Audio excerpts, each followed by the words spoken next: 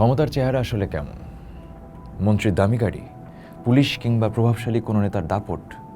কিন্তু আমি যদি বলি, আপনি ডাইনিং টেবিলে কার পাশে বসছেন, কার সামনে গলার স্বর কতটা নিচু করছেন, কিংবা আপনার প্রতিদিনের মেপে মেপে হাসা ভদ্রতার মধ্যেও লুকিয়ে আছে ক্ষমতা?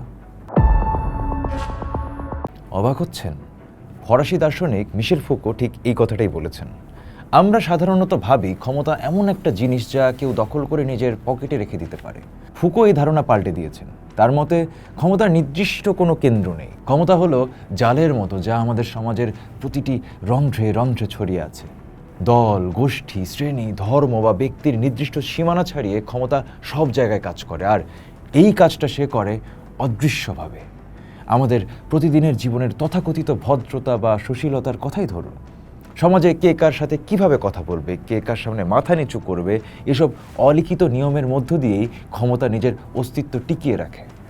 ভদ্রতার যে নিয়মকানুন আমরা কোনো প্রশ্ন না করেই মেনে চলি, ফুকোর চোখে সেগুলো ক্ষমতারই খুব সূক্ষ্ম প্রয়োগ।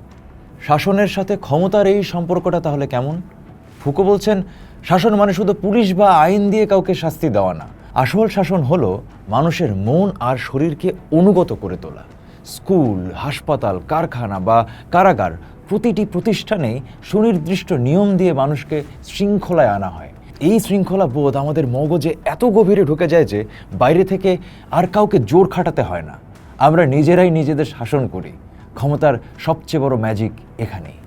তাহলে ন্যায়নীতি বা ন্যায় বিচারের কি হবে? আমরা যাকে চিরন্তন ন্যায় বা নৈতিকতা বলে ভাবি, ফুকোর মতে সেগুলো আসলে নির্দিষ্ট সময়ের ক্ষমতার কাঠামোই তৈরি করে। সমাজে যারা আধিপত্য বিস্তার করে তারাই নিজেদের সুবিধা মতো ন্যায় আর অন্যায়ের সংজ্ঞা ঠিক করে দেয়। এর ফলে ন্যায় বিচার অনেক সময় নিজেই ক্ষমতার একটা শক্তিশালী হাতিয়ার হিসেবে কাজ করে। যুগ যুগ ধরে ক্ষমতাশালীরা নিজেদের শাসনকে জায়েজ করতেই সমাজে এসব ন্যায়নীতির পতিত ধারণা প্রতিষ্ঠা করেছে। মতামত গঠনের জায়গাটিতে ক্ষমতার প্রভাব সবচেয়ে ভয়ঙ্কর। ফুকো মনে করতেন ক্ষমতা আর জ্ঞান পরস্পরের পরিপূরক। সমাজে কোনটা সত্য বলে মানা হবে তা ঠিক করে দেয় ক্ষমতা। শিক্ষা ব্যবস্থা, মিডিয়া আর সংস্কৃতির মাধ্যমে ক্ষমতা নির্দিষ্ট কিছু ধারণাকে আমাদের মগজে এমনভাবে ঢুকিয়ে দেয়, আমরা নিজের অজান্তেই তাদের শেখানো বুলি আওড়াতে থাকি।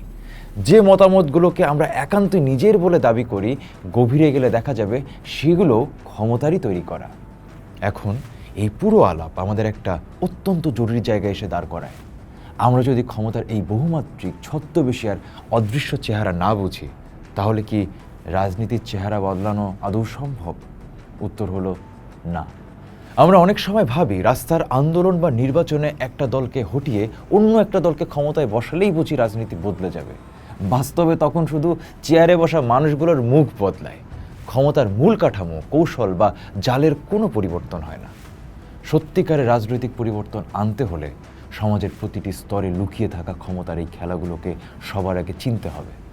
দল বা ব্যক্তির বাইরে গিয়ে ক্ষমতা কিভাবে আমাদের শরীর, মন, চিন্তা, ভদ্রতা আর ন্যায়বোধকে নিয়ন্ত্রণ করছে তা না বুঝলে রাজনীতি বদলানোর স্বপ্ন চিরকাল এক অলীক কল্পনাই থেকে যাবে। রাজনীতি বদলাতে হলে তাই সবার আগে ক্ষমতার এই অদৃশ্য জালটিকে বুঝতে হবে এবং শিখতে হবে তাকে প্রশ্ন করতে।